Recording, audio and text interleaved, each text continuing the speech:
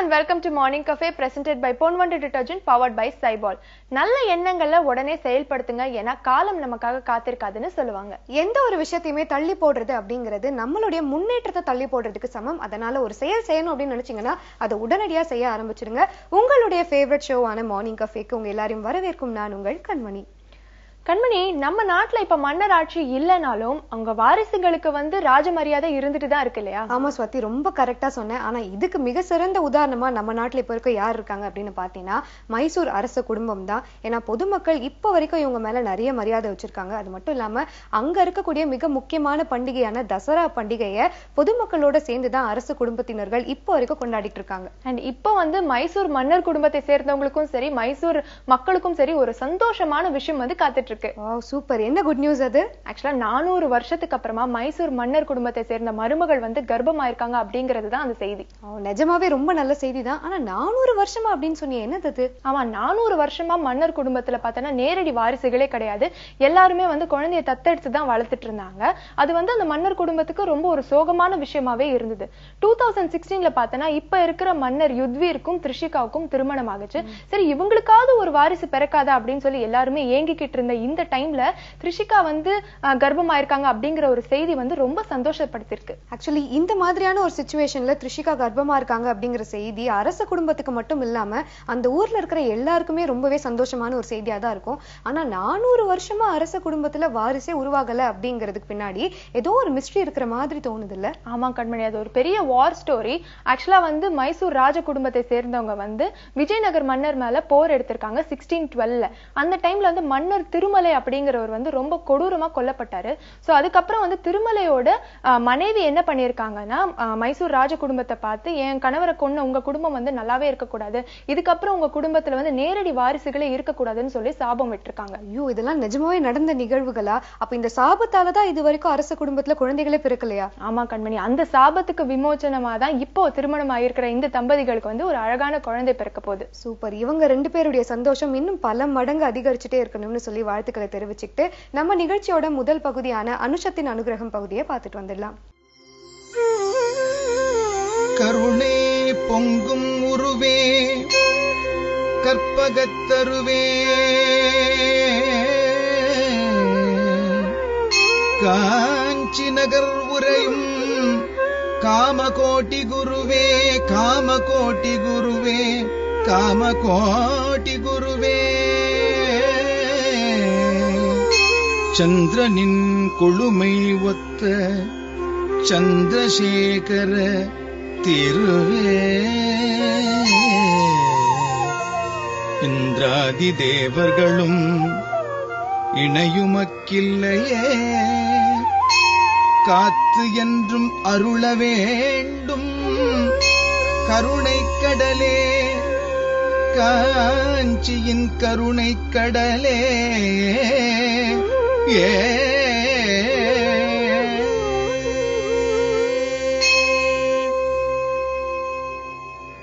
புதியகம் தொலைக்காட்சி நேயர்களுக்கு என்னுடைய அன்பு வணக்கம். அனுஷத்தின் அனுகிரகம் நிகழ்ச்சியில ஒரு ஆன்மீக பெரியவர் சோடா குடிக்க சென்ற ஒரு அனுபவத்தின் தொடர்ச்சியில இருக்கும். அப்படி சோடா குடிப்பதற்காக அவர் கீழே இறங்குறார். இறங்குவதற்கு முன் தன் கைவசம் இருந்த பையை தான் உட்கார்ந்திருந்த அந்த சீட்ல வச்சுட்டு அவர் கீழே இறங்கி போய் சோடா குடித்தார். சோடா குடித்து விட்டு திரும்ப அந்த சீட்ல உட்காரலான்னு பார்த்தா அதுல இடம் இல்லை. அந்த ரவுடி பசங்க அந்த அவருடைய பின்வரிசை சீட்ல அவர்கள் உட்கார்ந்து கொண்டிருந்தார்கள். பெரியவருடைய பையையும் காணோம். அவர் தவிச்சு தடுமாறுவதை பார்த்து விட்டு சிரித்து கொண்டே ஒருத்தன் சொன்னான், நான் உட்கார்ந்து இருந்த இடத்துல உன் பை இருக்கு, மூடிக்கிட்டு போய் அங்க போய் உட்காரு என்று ரொம்ப ஒரு தினவான வார்த்தையில அவன் சொன்னான். அவருக்கும் என்ன பண்றதுன்னு தெரியல. சரி என்று சொல்லி முன்னால போய் உட்கார்ந்தார். இப்பொழுது அவர் அமர்ந்திருந்த இடத்துல அங்க இருக்கிற எல்லாரையும் அவங்க முன்னாடி தள்ளிட்டு பின்னாடி உட்கார்ந்து கொண்டு ஒரே கத்தல், ஒரே சத்தம், கண்டபடி பாட்டு, கெட்ட வார்த்தைகள். இந்த முறை டிரைவர் முடிவு பண்ணிவிட்டார், நேரா போலீஸ் ஸ்டேஷன்ல தான் போய் வண்டியை நிறுத்துறது, இவர்களை சிக்க வச்சுட்டு தான் மறுவேலை என்று சொல்லி இவரும் வண்டியை எடுக்கிறார். சிறிது தூரம் தான் வண்டி போயிருக்கும்.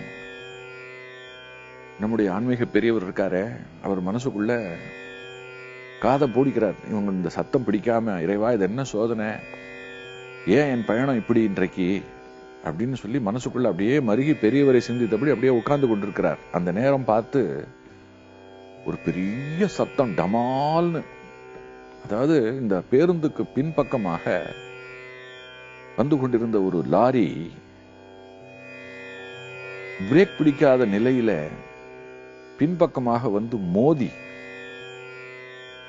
அப்படியே அந்த பேருந்து ஒரு பெரிய விபத்துக்குள்ளாகி ஓரம் கட்டி நிற்கிறது. திரும்பி பார்த்தால் அந்த பின்வரிசை சீட்டில் அமர்ந்து கொண்டிருந்த அவர்கள் அத்தனை பேருமே அடிபட்டு ரத்த வெள்ளத்துல கிடக்கிறார்கள்.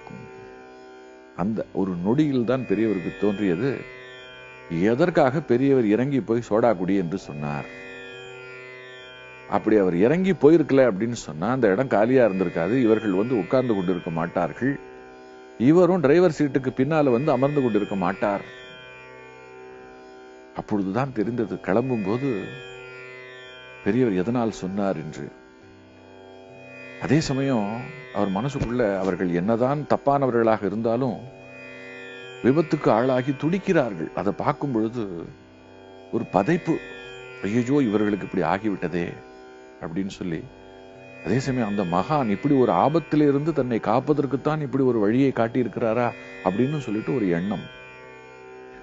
அதற்கு பிறகு அவர் அடுத்து பெரியவரை தரிசிக்கும் பொழுது பெரியவர் கேட்டார், என்ன போன தடவை உன் பயணம் நல்ல விதமா இருந்ததா என்று கேட்கவும் அவரிடம் அவர் சொல்றார், இப்படி ஆனது எனக்கு ரொம்ப வருத்தம், ஒரு விபத்து நடக்க இருக்கிறது நீ செல்லாதே அப்படின்னு நீங்க சொல்லலாமே என்னும் பொழுது சிரித்துக் கொண்டே சொன்னார்,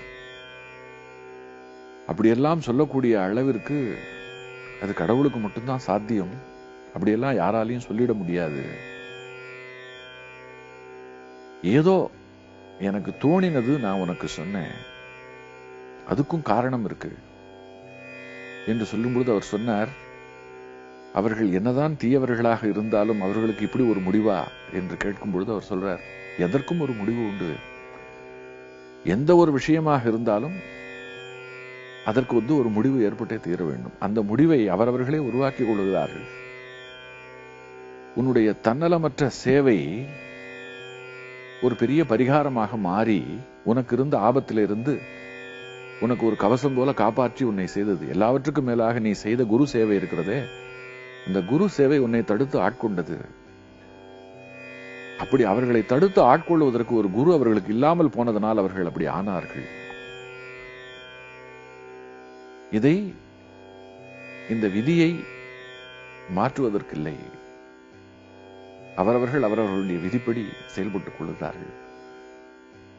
உன்னுடைய குரு அருள், உனக்கான குரு அருள் உன்னை காப்பாற்றியது என்று அவர் சொன்ன பிறகுதான் அவருக்கு புரிந்தது, நம்முடைய வாழ்க்கைக்குள்ள நாம இந்த மாதிரி தெரிந்து கொள்வதற்கு எத்தனை நுட்பமான விஷயங்கள். பெரியவர் வந்து இவருக்கு மட்டுமல்ல, எத்தனையோ பேருடைய வாழ்க்கையில அவர்களுக்கு நேரம் இருக்கிற ஆபத்து, அவர்களுக்கு நேரம் இருக்கிற கஷ்டங்களில் இருந்தெல்லாம் அவர் வந்து அவர்களை மீட்டிருக்கிறார். அப்படின்னா அவரை சந்திச்ச அத்தனை பேரையும் காப்பாத்தி இருக்காரான்னா அதற்கும் ஒரு கொடுப்பினை வேணும், அதற்கும் ஒரு விதி இருக்கிறது. தன்னால் முடிந்த தன் எல்லைக்கு உட்பட்ட சகலருக்கும் அவர் வந்து நிறைய கருணை செய்திருக்கிறார். ஒரு முறை ஒரு பெண்மணி பூஜை முடிந்து கிளம்பி போகும் பொழுது பூஜை நடந்த அந்த இடத்துல வந்து கீழே நிறைய வெற்றிலை சாப்பிட்டு விட்டு காம்புகளை கிள்ளி போட்டிருந்தார்கள். அந்த பெரியவர் பூஜை செய்யற இடத்துல இப்படி குப்பை இருக்கக்கூடாது என்று சொல்லி அந்த வெற்றிலை காம்புகளை எல்லாம் அள்ளி எங்க போடுறதுன்னு தெரியல, சரி என்று சொல்லி கையில வைத்துக் கொண்டிருக்கும் பொழுது பெரியவர் அதை பார்த்துட்டு சொன்னார், உன் பையிலேயே போட்டுக்கோ, உனக்கு பயன்படும் என்றார். அந்த பெண் ஒரு கையில ஒரு மஞ்சள் பை வைத்துக் கொண்டிருந்தால் அதற்குள்ள பணம்லாம் இருக்கு, சரின்னு சொல்லிட்டு அந்த வெற்றிலை காம்பை எல்லாம் அதுக்குள்ள போட்டா. பூஜை முடிந்தது, அந்த அம்மா கிளம்பி போறாங்க. பேருந்தில் பயணம் செய்து கொண்டிருக்கும் பொழுது அந்த பையை இன்னொரு பெண் திருடி விடுகிறாள். அவள் திருடினதை இந்த அம்மா பார்த்துடுறாங்க. பார்த்துட்டு ஐயோ என் பை என்று சொல்லவும், திருடின அந்த பெண் இருக்கிறாளே அவள், இந்த அம்மா பொய் சொல்றாங்க, இது என்னோட பை அப்படின்னு அந்த அம்மா சொல்றாங்க. இதுல என்ன ஒரு ஆச்சரியம்னா, அந்த பைக்குள்ள எவ்வளவு ரூபாய் இருக்கு அப்படிங்கறத அந்த பெண் பயணிக்கும் பொழுது எடுத்து எண்ணுவதை இந்த பெண் பார்த்து கொண்டிருக்கிறாள். அதனால இப்ப இந்த திருடின பெண்ணுக்கு தெரிந்து விட்டது. இந்த திருடின பெண் சொல்றா, அந்த பையில எவ்வளவு ரூபாய் இருக்குன்னு நான் சொல்றேன் அப்படின்னு சொல்லும் பொழுது, நான் வச்சிருக்கிறது எனக்கு தெரியாதா என்று இந்த பெண்ணும் சொல்லுகிறாள். அப்பதான் அந்த பெண்ணுக்கு பெரியவர் அந்த வெற்றிலை காம்பை எடுத்து போட்டுக்கொள்ள சொன்னது ஞாபகத்திற்கு வந்தது. உடனே அந்த பெண் சொன்னாள், இந்த பையில பணம் மட்டுமல்ல, இன்னொன்றும் இருக்கிறது, இது இவளுக்கு சொந்தம் என்றால் அவளை சரியாக சொல்லுங்கள் அப்படின்னு சொன்னோன்னே திருன்னு முழிச்சா. உடனே இந்த பெண் சொன்னாள், வெற்றிலை காம்பு பெரியவரை தரிசனம் செய்ய சென்ற இடத்துல கீழே கிடந்தது, எல்லாத்தையும் எடுத்து போட்டுக்கொண்டேன் என்று சொன்ன உடனே பார்த்தா உள்ளுக்குள்ள நிறைய வெற்றிலை காம்பு. இறுதியில அந்த பை அவளுக்குத்தான் சொந்தம் என்று எல்லோருக்கும் தெரிந்து விட்டது. ஒரு சிறு விஷயம் எப்படி ஒரு பெரிய அவளுக்கு நேர இருந்த ஒரு ஆபத்துல இருந்து அவளுக்கு எப்படி கை கொடுத்தது. இதெல்லாம் சின்ன சின்ன அதிசயங்கள். பெரியவர் இதை போன்ற அதிசயங்களை போற போக்குல நிறைய பண்ணியிருக்கார். பெரிய ஆச்சரியமூட்டக்கூடிய அனுபவங்களையும் அளித்திருக்கிறார். அது மட்டுமல்ல, நிறைய சந்தேகங்களுக்கு நமக்கு அவர் விடை தந்திருக்கிறார். ஏராளமான நமக்குள்ள இருக்கக்கூடிய பல ஆன்மீக கேள்விகளுக்கெல்லாம் அவர் ரொம்ப ரொம்ப தெளிவா, ரொம்ப எல்லோருக்கும் புரியும் விதத்திலே அவர் விடை தந்திருக்கிறார். அவ்வளவையும் தொடர்ந்து சிந்திப்போம். சுவாதி, ஒரு சில விஷயங்களை நம்மளால ஏத்துக்கிறதுக்கு ரொம்ப கஷ்டமா இருக்கும்ல. 400 வருஷத்துக்கு முன்னாடி ஒருத்தவங்க சாபம் விட்டாங்க அப்படிங்கறதும், அந்த சாபத்தால ஒரு குடும்பத்துல 400 வருஷமா குழந்தைகளே பிறக்கல அப்படிங்கறதும் ரொம்பவே ஷாக்கிங்கான ஒரு நியூஸா தான் இருக்குல்ல. ஆமா கண்மணி, இந்த மாதிரி நிறைய நியூஸ் நானும் கேள்விப்பட்டிருக்கேன். பட் இதுக்கெல்லாம் எந்த அளவுக்கு ப்ரூஃப் இருக்குன்னு தெரியல. பட் இதெல்லாம் நடந்திருக்கிறது நிஜம்தான் அப்படின்னு சொல்றாங்க. இந்த மாதிரி நிறைய விஷயங்கள் நம்ம தொடர்ந்து மார்னிங் கஃபேல பேசலாம். பட் அதுக்கு முன்னாடி ஒரு short commercial break. Welcome back to morning cafe. Swathi, மழை பெய்யலன்னு கம்ப்ளைண்ட் பண்ணா மட்டும் போதுமா? எதனால மழை பெய்ய மாட்டேங்குது அப்படிங்கறத பத்தி கொஞ்சம் யோசிச்சு பார்க்கணும்ல.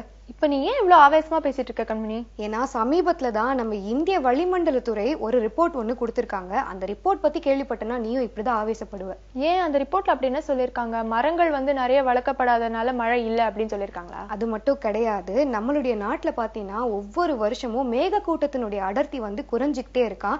கடந்த 50 வருஷத்துல 0.45% மேக கூட்டங்களுடைய அடர்த்தி குறைஞ்சிருக்கு. சரி, இதனால நம்மளுக்கு எப்படி பாதிப்பு ஏற்படும்?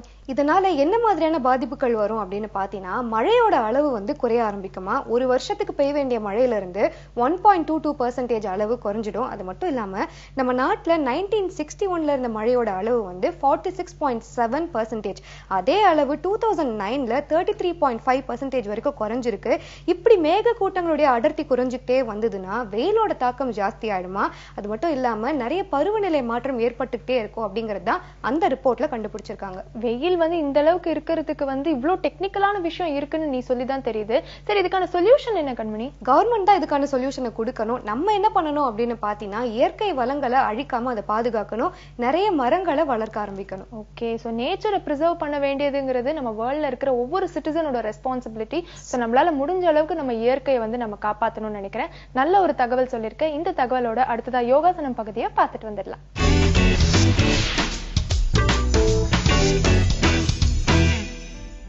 வணக்கம் நேர்களே, நான் கவிதா நாராயணன், குஷப்பாவை யோகால இருக்கு. நம்ம ஒவ்வொரு நாளும் நம்ம ஆசனாஸ் பண்ணும்போது ஒரு முக்கியமான விஷயம் என்னன்னா, ஹார்மோனல் இம்பேலன்ஸ் இல்லாம இருக்கிறதுக்கு யோகா ஆசனாஸ் நம்ம பிராக்டிஸ் பண்ணணும். இந்த ஹார்மோனல் இம்பேலன்ஸ்னா என்ன? ஹார்மோனல் இம்பேலன்ஸ்னா ஹார்மோன்ஸ் கரெக்டா பேலன்ஸ்டா இருக்கணும், அதாவது அலைன்ட், கரெக்டா சீரமைஞ்சு இருந்தா உங்களோட மூட்ல இருந்து, அதாவது நீங்க எப்படி பிஹேவ் பண்றீங்களா இருந்து உங்க பாடி எப்படி பிஹேவ் பண்றது வரைக்கும் அது டிசைட் பண்ணிவிடும். சிடுன்னு கோவம் வர்றது, ரொம்ப டயர்ட் ஆகுறது, மூடியா ஒரே இடத்துல சும்மா உட்காந்துட்டு இருக்கிறது, இந்த மாதிரி எல்லாம் பிரச்சனை ஹார்மோனல் இம்பேலன்ஸ் இருந்தா நிறையவே வாய்ப்பு வரும். சோ இன்னொன்னு, உள்ள பெண்களுக்கு மாதாந்திர பிரச்சனையில நிறைய அடி விழுது. அது ஏன்னா ஹார்மோனல் இம்பேலன்ஸ் இருந்தா.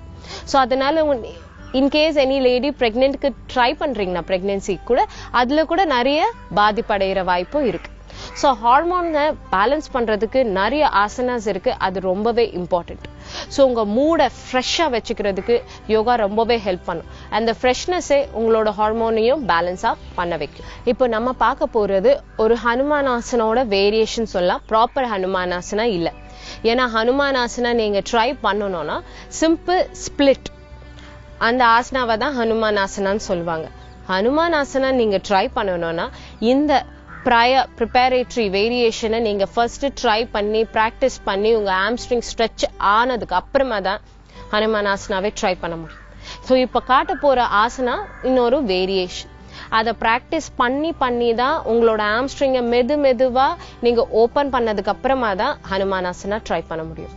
ஏன்னா உங்க ஆம்ஸ்ட்ரிங்ஸ் ரிப்பன்ஸை போல அகெயின் அதுல கொஞ்சம் கூட ஸ்ட்ரெயின் வந்தாலும் உங்களுக்கு உட்காரது கூட முடியாது, அந்த மாதிரி வலி ஏற்பட அதிகரிக்கும்.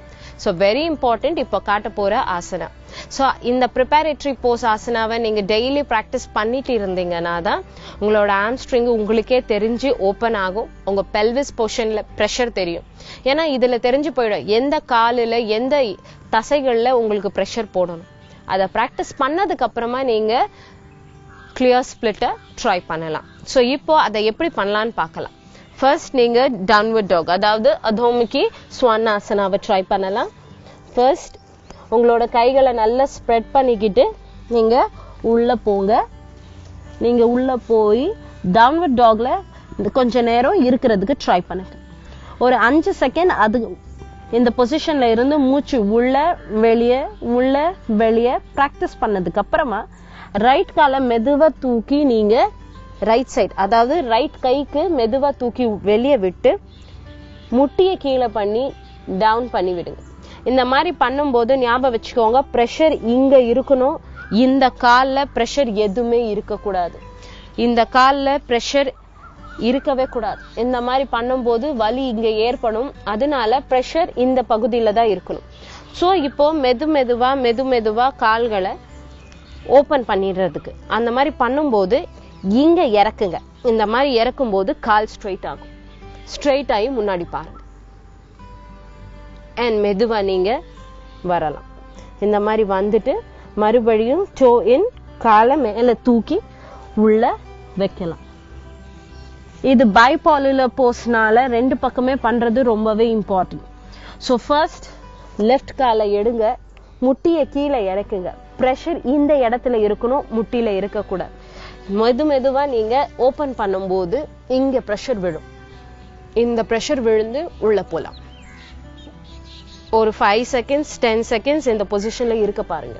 இருந்ததுக்கு அப்புறமா நீங்க மெதுவா நீங்க கால்களை உள்ள எடுத்துக்கிட்டு அதுக்கப்புறமா இதை தூக்கி நீங்க பின்னாடி வச்சு உள்ள போலாம். அண்ட் மெதுவா உங்க முட்டிகளை கீழே இறக்கிட்டு பாலாசன்ல ரெஸ்ட் பண்ணலாம். இந்த ஆசனாவை மெதுவா இன்னொரு வாட்டி ட்ரை பண்ணி பார்க்கலாம். நான் உங்களுக்கு காட்டுறேன். ஃபர்ஸ்ட் டவுன்வர்ட் டாக் பொசிஷன், நல்லா ஒயிட் ஸ்ப்ரெட் பண்ணி உள்ள இருங்க. கொஞ்சம் 5 செகண்ட் 10 செகண்ட் அதுக்குள்ள மூச்சு பயிற்சி பண்ணி ப்ராக்டிஸ் பண்ணிட்டு அதுக்கப்புறமா உங்க கால்களை மெதுவா வெளியே எடுத்து உங்க முட்டியை கீழே இறக்குங்க. பண்ணும்போது ஞாபகம் வச்சுக்கோங்க, இதை வெளியே தள்ளும் போது இதுல ப்ரெஷர் இருக்கவே கூடாது, ப்ரெஷர் இங்க இருக்கணும். ஸோ மெதுவா அந்த கால் வெளியே போகும்போது நீங்க ப்ரெஷரை இங்க இறக்கிட்டு உள்ள ப்ராக்டிஸ் பண்ணுங்க.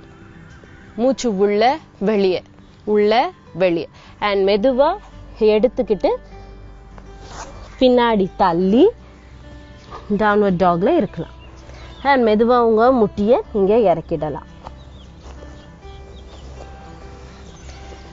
நீங்க இப்ப பார்த்தது ஹனுமானாசனோட வேரியேஷன், அதாவது ப்ரிப்பேரேட்டரி போஸ்னே சொல்லலாம்.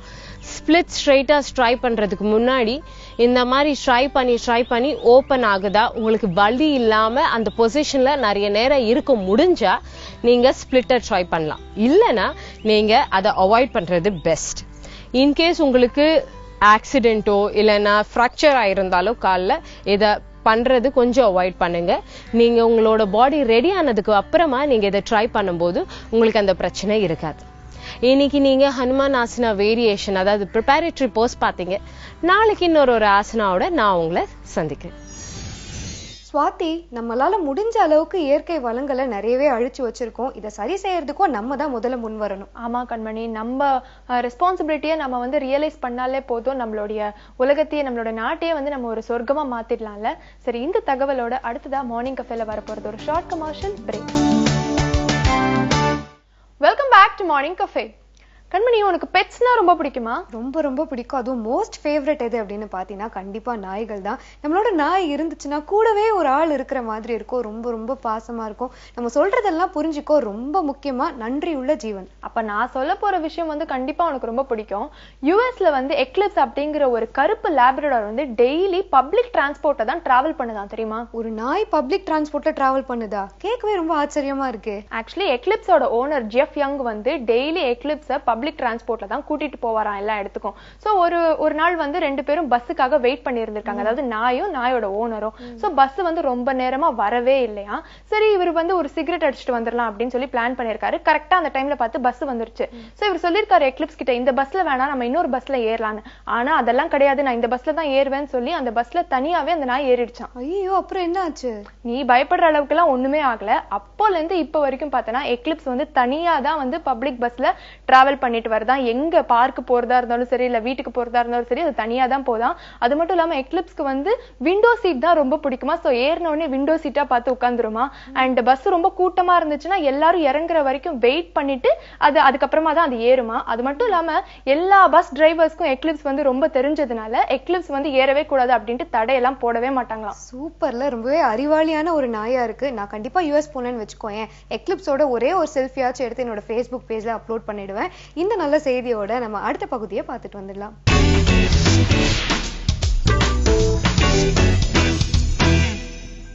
Very good morning.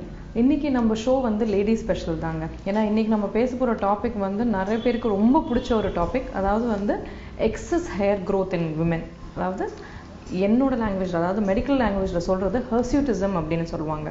ஸோ ஹர்சியூட்டிசம்னா என்னது அப்படின்னு பார்த்தீங்கன்னா, இது வந்து ஒரு ஃபீமேலுக்கு மேல் டிஸ்ட்ரிபியூஷனில் முடி வளர்றது. அதாவது முகம் பகுதிகள், ஃபேஸில், அப்பர் லிப்பில், பியர்ட் ஏரியா, இல்லைனா வந்து sides of the face, chest, abdomen, பேக்கில், இந்த பகுதிகள்லாம் வந்து உங்களுக்கு நார்மலாக லேடிஸ்க்கு வந்து ரொம்ப மெலிசாக இருக்கும் ஹேர். பட் இந்த பகுதியிலெல்லாம் உங்களுக்கு திக்காக, பிளாக்காக, ரஃப்பாக மேல் டைப் ஆஃப் ஹேர் க்ரோத் இருக்கும்போது அதை பேர் தான் நம்ம ஹர்சியூட்டிசம் அப்படின்னு சொல்கிறது. ஸோ இந்த ஹர்சியூட்டிசம் அப்படிங்கிறது வந்து ஏன் வருது அப்படிங்கிறது தான் நம்ம இன்னைக்கு பார்க்க போகிறோம். ஹர்சியூட்டிசம் வந்து ரொம்ப காமன். அதாவது சில ரேசஸ், சப்போஸ் சவுத் இந்தியன் ரேசஸே ஃபார் தட் மேட்டர், இல்லைனா வந்து ஏஷியன் ரேசஸில் இட் இஸ் குவைட் காமன். உங்களுக்கு சில பேர் ரொம்பவே வந்து ஒரு ஹேரியாக இருப்பாங்க உங்களுக்கு. இது தவிர வந்து there are 3 reasons why this kind of ஒரு hairiness in women comes. அது வந்து ஃபர்ஸ்ட் ரீசன் வந்து உங்களுக்கு பார்த்தீங்கன்னா ஜெனட்டிக் தாங்க. சில ஃபேமிலிஸில் பேஷண்ட் வரும்போதே எங்கிட்ட சொல்லுவாங்க, மேடம் எங்கள் ஃபேமிலியில் எல்லாருமே பயங்கர ஹேரி, எல்லாம் எங்கள் அம்மாவுக்கும் இப்படி தான் இருக்கும், எங்கள் பாட்டிக்கும் இப்படி தான் இருக்கும், என் சிஸ்டர்ஸ் எல்லாருக்குமே இப்படி இருக்கும் அப்படின்ட்டு சொல்லுவாங்க. ஸோ அப்படி வந்து ஒரு ஜெனட்டிக் தன்மை இருந்துச்சு அப்படிங்கிற பட்சத்தில் இது ஃபேமிலியல் ஆர் கான்ஸ்டியூஷனல் அப்படின்னு நாங்கள் சொல்லுவோம். This is one type of hair growth. The other reason வந்து ரொம்ப காமனாக நம்ம பார்க்குறது என்னென்னா ஹார்மோனல் இஷ்யூஸ்னால வருது. ஸோ ஹார்மோனல் இஷ்யூஸ்னால ஏன் வருது அப்படின்னு பார்த்தீங்கன்னா, அப்போ தான் நம்ம புரிஞ்சுக்க வேண்டியது டெஸ்டோஸ்ட்ரோன் அப்படிங்கிற ஹார்மோனை பற்றி. இந்த டெஸ்டோஸ்ட்ரோனுங்கிறது மென் மாத்திரம் கிடையாது, லேடிஸ்லையுமே வந்து we have this hormone. So எப்போ வந்து இது நம்மளுக்கு ஒரு இஷ்யூ கொடுக்க ஆரம்பிக்குது, எப்போ வந்து நம்ம ஹேர் க்ரோத் இன்க்ரீஸ் ஆகுதுன்னு பார்த்தீங்கன்னா, இதர் இந்த டெஸ்டோஸ்ட்ரோனோட அமௌண்ட் அதிகமாகிடுச்சு, நார்மலாக இருக்கிறதோட ரொம்ப அதிகமாக இருக்குது. அப்படி இல்லைன்னா அந்த ஹேர் ஃபாலிக்கல்ஸ் இருக்கு இல்லையா, ஹேர் இருக்கு இல்லையா, அது வந்து உங்களுக்கு அந்த டெஸ்டோஸ்ட்ரோன் இருக்கிற சின்ன அமௌண்ட் ஆஃப் டெஸ்டோஸ்ட்ரோனுக்கே ரொம்ப சென்சிட்டிவ் ஆகிடுது. அப்படிங்கும்போது இந்த 2 ரீசன்னால தான் உங்களுக்கு ஹேர் க்ரோத் வந்து ரொம்ப ஒரு மேல் டைப்பில் க்ரோ ஆக ஆரம்பிக்குது. ஸோ என்னெல்லாம் ஹார்மோனல் இஷ்யூஸ் வந்து உங்களுக்கு என்னெல்லாம் சிச்சுவேஷன்ஸ் வந்து இந்த ஹார்மோன் இம்பேலன்ஸ் கொடுக்கலாம் அப்படின்னா, ரொம்ப காமன் இஷ்யூ வந்து பாலிசிஸ்டிக் ஓவரிஸ் தான். இது வந்து நம்ம PCOS இல்லைன்னா பாலிசிஸ்டிக் ஓவேரியன் சிண்ட்ரோம் அப்படின்னு சொல்லுவோம். Almost 40 to 50% of the women all over the world வந்து PCOSங்கிற ப்ராப்ளம் கண்டிப்பாக இருக்கும் உங்களுக்கு. பட் எல்லாருக்குமே எல்லா சிம்டம்ஸும் இருக்கணுங்கிற அவசியம் கிடையாது. நம்ம பிசிஓஎஸ்ல என்னென்ன சிம்டம்ஸ் பார்ப்போம் அப்படின்னு பார்த்தீங்கன்னா, நான் சொன்ன மாதிரி excess hair growth on the face, இந்த ஒரு male distribution of hair growth, pimples அதிகமாக, எஸ்பெஷலி இந்த லோவர் ஜா ஏரியாவில் வந்து அதிகமாக பிம்பிள்ஸ் வருது, அண்ட் பீரியட் இர்ரெகுலாரிட்டிஸ், எப்பவுமே ஒரு ரெகுலராக பீரியட்ஸ் வராமல் ரொம்ப இர்ரெகுலராக வருது, சைக்கிள்ஸ் இர்ரெகுலராக இருக்கிறது, அண்ட் அஃப்கோர்ஸ் ரொம்ப வெயிட் கெயின் அதிகமாக இருக்கிறது, அதாவது ஒபிசிட்டி இல்லை வெயிட் கெயின் இருக்கிறது. இது தவிர வந்து சில பேருக்கு தைராய்டு இஷ்யூஸ் இருக்கிறதும் காமன், இல்லைனா வந்து கொழுப்பு சத்து, அதாவது கொலஸ்ட்ரால், ட்ரைக்ளிசரைட்ஸ் அதிகமாகுது, ஈவன் டயபெட்டிஸ் வருது. லேட்டர் இன் லைஃப் வந்து உங்களுக்கு other issues like heart issues இந்த மாதிரி வரதெல்லாம் உங்களுக்கு எல்லாத்தையும் சேர்ந்து தான் நம்ம அதை பாலிசிஸ்டிக் ஓவேரியன் சிண்ட்ரோம் அப்படின்னு சொல்றோம். பட் ஆனால் எல்லாருக்குமே இப்போ பிசிஓஎஸ் இருக்கு. பிசிஓஎஸ்னா என்ன, ஆக்சுவலி என்ன அப்படின்னு பார்த்தீங்கன்னா, இந்த இஷ்யூல ஓவரிஸ்ல சின்ன சின்ன நீர்க்கட்டிங்க இருக்கு. இந்த நீர்க்கட்டி இருக்கிற அது அந்த நீர்க்கட்டியோட சார்ந்த ஹார்மோனல் இஷ்யூஸ், ஹார்மோனல் இம்பேலன்ஸ் தான் நம்ம பாலிசிஸ்டிக் ஓவரிஸ்னு சொல்றோம். ஸோ இதனால வந்து எல்லாருக்கும் பாலிசிஸ்டிக் ஓவரிஸ் இருக்கிறவங்க எல்லாருக்கும் எல்லா சிம்டம்ஸும் வரணுன்றது கிடையவே கிடையாது. சில பேருக்கு வந்து ஒன்லி பிம்பிள்ஸ் மாத்திரம் தான் இருக்கும், வேற எதுவுமே இருக்காது, பீரியட்ஸ்லாம் நார்மலா இருக்கும். சில பேருக்கு ஒன்லி ஹேர் க்ரோத் வந்து ஒரு மாதிரி ரொம்ப திக் ஹேரா இருக்கும். But some girls have also இந்த பீரியட் இர்ரெகுலாரிட்டிஸும் இருக்கலாம். ஸோ ஒரு பிசிஓஎஸ் ஒரு பாலிசிஸ்டிக் ஓவேரியன் சிண்ட்ரோம்ங்கும் போது அந்த அமௌண்ட் ஆஃப் ஹார்மோனல் இம்பேலன்ஸ் எவ்வளோ அதிகமாக இருக்கோ அதுக்கு சார்ந்த சிம்டம்ஸ் வந்து கம்மியாவோ அதிகமாகவும் இருக்கலாம். ஸோ இந்த பிசிஓஎஸ்ங்கிறது very common reason for excess hair on the face and body. இந்த பாலிசிஸ்டிக் ஓவரிஸை தவிர இப்போ வேற என்ன ரீசன்ஸ் இருக்கலாம் அப்படின்னு பார்த்தீங்கன்னா, இந்த டெஸ்டோஸ்ட்ரோனுங்கிற ஹார்மோன் சொன்னேன் இல்லையா, சில டைம்ஸ் என்ன ஆகும், சம் பார்ட்ஸ் ஆஃப் அவர் பாடியில் இந்த டெஸ்டோஸ்ட்ரோன் சுரக்கிற கட்டிங்க உருவாகலாம், தானாக உருவாகலாம். அதனால வந்து உங்களுக்கு டெஸ்டோஸ்ட்ரோன் லெவல் அதிகமாயிட்டே போகும். பட் அந்த ஒரு இஷ்யூ வருது, ஒரு கட்டி இருக்குது, அது டெஸ்டோஸ்ட்ரோன் ப்ரொடியூஸ் பண்ணுது அப்படிங்கும்போது அதோட just not hair growth, hair வந்து எக்ஸஸாக ஆகிறதோட தவிர அதர் மேல் டெண்டன்சிஸ், வாய்ஸ் வந்து ரொம்ப திக்காக ஆரம்பிக்கும், மேல் வாய்ஸ் மாதிரி ஆக ஆரம்பிக்கிறது. ரெண்டாவது வந்து உடம்பு பெருமானம் அதிகமாகிறது, ஒரு male kind of muscle mass add ஆகிறது, ஹைட் வருது. ஸோ அவங்கள பார்த்தாலே ரொம்ப ஒரு மாஸ்குலைனாக இருப்பாங்க பார்க்கறதுக்கு. ஸோ இந்த மாதிரி இஷ்யூஸ் அதோட சேர்ந்து பீரியட் இர்ரெகுலாரிட்டிஸும் வருது. ஸோ இந்த மாதிரி இஷ்யூஸும் வந்து இந்த ஒரு சுச்சுவேஷன், அதாவது டெஸ்டோஸ்ட்ரோன் சுரக்கிற ஒரு கட்டி இருக்கும்போது இந்த மாதிரி இஷ்யூஸ் அதிகமாக வரது உண்டு. இதெல்லாம் தான் உங்களுக்கு reasons of why hormonal imbalance வருதுன்ட்டு. இது தவிர சில பேர் ரொம்ப ஒரு ஒபீஸாக இருக்காங்க, வெயிட் ரொம்ப ஆட் பண்றாங்கன்னா அவங்க அப்டாமினல் ஃபேட்டே வந்து ஹார்மோனா கன்வெர்ட் ஆகி அதுவுமே வந்து எக்ஸஸ் ஹேர் க்ரோத் கொடுக்க சான்ஸ் இருக்கு. தைராய்டு இஷ்யூஸ் இருக்கிறவங்களுக்கும் சம்டைம்ஸ் வந்து திக் ஹேர் இருக்கிற சான்சஸ் இருக்கு. ஸோ இதெல்லாம் வந்து உங்களுக்கு ஹார்மோனல் இம்பேலன்ஸ்னால வருது. Last but very uncommon cause என்னன்னு பார்த்தீங்கன்னா உங்களுக்கு மெடிசன்ஸ். சில பேர் வந்து உங்களுக்கு மெடிக்கலியே வந்து அவங்களுக்கு ரொம்ப long duration of steroids, asthmatics for instance, இல்லைன்னா வந்து ஸ்டெராய்டு ஹார்மோன் உடம்புல சுரக்காததுனால எக்ஸ்ட்ரா ரீப்ளேஸ்மெண்ட் கொடுக்குற ஒரு சுச்சுவேஷன் வரும்போது அவங்க வந்து ஸ்டெராய்ட்ஸ் ரொம்ப லாங் டேர்ம் எடுக்கிறவங்க அப்படிங்கும்போது கூட சம்டைம்ஸ் வந்து ஹேர் க்ரோத் அதிகமாகும். இன்னொரு ரொம்ப காமன் இஷ்யூ என்னன்னு பார்த்தீங்கன்னா, அதாவது இந்த ஃபார்மசியில் ஏற்கனவே நிறைய வாட்டி சொல்லியிருக்கேன் நான், பட் ஃபார்மசியில் வந்து போயிட்டு நீங்கள் சும்மா ஒரு ஃபேர்னஸ் க்ரீம் கொடுங்க, எனக்கு லைட்டனிங் க்ரீம் கொடுங்க அப்படின்னு கேட்கும்போது நீங்கள் வந்து அவங்க சில க்ரீம்ஸ் வந்து உங்களுக்கு காம்பினேஷன் ஸ்டெராய்ட்ஸோட இருக்கிற க்ரீமை வந்து உங்களுக்கு தூக்கி கொடுத்துருவாங்க ஃபார்மசியில். இதை வந்து நீங்கள் கண்டிப்பாக நிறுத்த வேண்டிய விஷயம். And please don't by any thing across the pharmacy without your doctors prescription. Okay, ஏன்னா வந்து இந்த க்ரீம்ஸை வந்து ரொம்ப நாள் அப்ளை பண்ணுறதுனால ஒரு சைட் எஃபெக்ட் வந்து excess hair growth on the ஃபேஸும் இருக்கலாம். So please be careful about what you use on the face. இதெல்லாம் தான் வந்து commonly reasons for excess hair growth. இந்த hair growth வந்து எப்படி வேற என்ன டெஸ்ட் பண்ணலாம், என்னெல்லாம் இன்வெஸ்டிகேஷன்ஸ் பண்ணணும் அப்படின்னு பார்க்கும்போது உங்க ஹார்மோனல் ப்ரொஃபைல், அதாவது testosterone, thyroid and sugar levels, இது எல்லாமே வந்து உங்களுக்கு டெஸ்ட் பண்ணி பார்க்கறது ரொம்ப முக்கியம். அது வந்து உங்க டாக்டர் கண்டிப்பா உங்களை they will be able to guide you. இது பண்ண அப்புறம் when you know okay இந்த மாதிரி ஒரு பாலிசிஸ்டிக் ஓவரிஸ் இருக்கு, இல்லைன்னா ஒண்ணுமே இல்லை, எனக்கு வேற எந்த பிரச்சனையும் இல்லை, எனக்கு ஹேர் growth மாத்திரம் தான் இருக்கு, எனக்கு ஜெனட்டிக்கா இப்படி ஒரு இஷ்யூ இருக்கு அப்படிங்கும்போது என்ன types of what can we follow to decrease the hair. So உங்களுக்கு ஹேர் growth பொறுத்த வரைக்கும் there are two types of hair reduction. Okay, ஒன்று வந்து டெம்பரரியாக பண்ணுறது, இன்னொன்று வந்து பெர்மனண்ட்டாக எடுக்கிறது. பட் இந்த ஹேர் ரிடக்ஷன் பற்றிலாம் பேசுறதுக்கு முன்னாடி ரொம்ப முக்கியமானது, உடம்பு பெருமானம் இருக்கிறவங்க, சப்போஸ் உங்களுக்கு ரொம்ப ஒரு வெயிட் கெயின் அதிகமாக இருக்குன்னா ஃபஸ்ட்டு இழைக்கிறது, அதாவது வெயிட் லாஸ் பண்ணுறது ரொம்ப முக்கியம். எஸ்பெஷலி பாலிசிஸ்டிக் ஓவரிஸ் இருக்கிற, பாலிசிஸ்டிக் ஓவேரியன் சிண்ட்ரோம் இருக்கிற பொண்ணுங்க should be definitely undergo weight loss. டயட்டில் ஃபஸ்ட்டு சுகர் கட் பண்ணுங்க, as much as possible carbohydrate based மீலை கம்மி பண்ணி ப்ரோட்டீன் பேஸ்ட் மீலாக மாற்றிக்கோங்க. உங்கள் கார்ப்ஸை கட் பண்ணி எக்ஸசைஸ் நிறைய பண்ணி வெயிட் குறைக்கிறதுங்கிறது ரொம்ப ரொம்ப முக்கியமான விஷயம். என்னதான் ட்ரீட்மெண்ட் எடுத்தாலும் வெயிட் லாஸ் தான் first treatment for polycystic ovarian syndrome. So இதுவே பார்த்தீங்கன்னா உங்களுக்கு நிறைய இஷ்யூஸ், அதாவது இந்த ஹார்மோனல் இம்பேலன்ஸு ரொம்ப கம்மியாக தான் உங்களுக்கு சிம்டம்ஸ் இருக்குது பாலிசிஸ்டிக் ஓவேரியன் சிண்ட்ரோமில் அப்படிங்கும்போது இதுவே வந்து உங்களுக்கு நிறையவே ஹெல்ப் பண்ணும் வெயிட் லாஸு.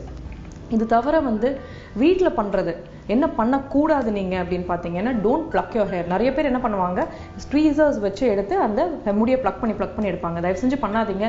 இதனால இன்ஃபெக்ஷன் மாத்திரம் இல்லை, ஸ்காரிங்கும் வரும், நிறைய தழும்பு ஃபார்ம் ஆகும். அதனால டோன்ட் டூ இட். அண்ட் என்ன டெம்பரரி மெத்தட்ஸ் என்ன பண்ணலாம் நீங்கள் வீட்டில் அப்படின்னு பார்த்தீங்கன்னா, இருக்கவே இருக்குது நம்ம வேக்சிங், த்ரெட்டிங், ஷேவிங், இதெல்லாம் டெம்பரரி மெத்தட்ஸ். அப்போதுக்கு உங்களுக்கு it will help. And also patients காமனாக கேட்குறது என்ன அப்படின்னா, க்ரீம் ஏதாவது கொடுங்க டாக்டர் எனக்கு ஹேர் இந்த க்ரோத்தை குறைக்கிறதுக்கு. க்ரீம் இருக்குது, பட் ஆனால் அதுவுமே டெம்பரரி தான். அதாவது அந்த க்ரீம் எவ்வளோ நாளைக்கு போடுறீங்களோ அவ்வளோ நாளைக்கு ஹேர் தின்னிங் இருக்கும், குறைவு இருக்கும். விட்ட உடனே திருப்பி வந்து it will start growing back to normal. இது தவிர வந்து என்ன பெர்மனண்ட்டாக ஹேர் ரிமூவல் எப்படி டாக்டர் பண்ணலாம் அப்படின்னு கேட்பாங்க. Laser hair reduction is the only method where you can permanently take out the hair. அது என்ன, இப்போ ஃபர்ஸ்ட் எல்லாம் வந்து லேசர் ஹேர் ரிமூவல்னு சொல்லிட்டு இருந்தது, இப்போ லேசர் ஹேர் ரிடக்ஷன் சொல்ல ஆரம்பிச்சிட்டாங்க. அது ஏன் அப்படின்னு பார்த்தீங்கன்னா, இந்த லேசர் ஹேர் ரிடக்ஷன்லையுமே 85% ஆஃப் த ஹேர் வந்து போயிடும். அண்ட் இது ஒரு சிட்டிங்கில் பண்ண முடியாது. டெஃபினெட்லி 6 to 8 சிட்டிங்ஸ்ங்கிறது மினிமம் யாருக்கு வேணா தேவை இருக்கும் உங்களுக்கு. அதுவும் இந்த பாலிசிஸ்டிக் ஓவரிஸ் அந்த மாதிரி இஷ்யூஸ் இருக்கிறவங்களுக்கு almost double the number of sitting sometimes தேவை இருக்கு. ஏன்னா அந்த ஹேர் வந்து ரொம்ப ரெசிஸ்டண்ட்டாக இருக்கும் உங்களுக்கு. அந்த எவ்வளோதான் லேசர் வச்சு நம்ம வந்து அதை ரெடியூஸ் பண்ண ட்ரை பண்ணாலும் ரொம்ப ரெசிஸ்டன்ஸ் இருக்கும். கொஞ்சம் வந்து ரொம்ப லாங் டியூரேஷனில் நம்பர் ஆஃப் சிட்டிங்ஸ் அதிகமாக தேவை இருக்கலாம். எப்படி இந்த லேசர் ஹெல்ப் ஆகுது அப்படின்னு பார்த்தீங்கன்னா, நம்ம முடிக்குள்ள அந்த கருப்பாக இருக்கிற பிக்மெண்ட் பேர் மெலனின். அந்த மெலனினை வந்து டார்கெட் பண்ணி அந்த முடி கண்ணை வந்து அழிச்சிருது. ஸோ எவ்ரி சிட்டிங் நீங்கள் வரும்போது, சப்போஸ் ஒன்ஸ் அ மந்த் ஒரு சிட்டிங் வர வேண்டியிருக்கும் அப்படிங்கிற பட்சத்தில், அந்த ஒன்ஸ் அ மந்த் நீங்கள் வரும்போது நீங்கள் எவ்ரி சிட்டிங்க்கு அந்த ஹேர் வந்து திக்காக இருக்கிற ஹேர் கொஞ்சம் கொஞ்சமாக மெலிஸ் ஆகிட்டே போகும். ஒரு பர்டிகுலர் ஒரு 3 or 4 சிட்டிங்ஸ் ஒரு 5 சிட்டிங்ஸ் கழிச்சு அந்த முடியே வந்து ஃபுல்லாக காணாமல் போயிடும் உங்களுக்கு.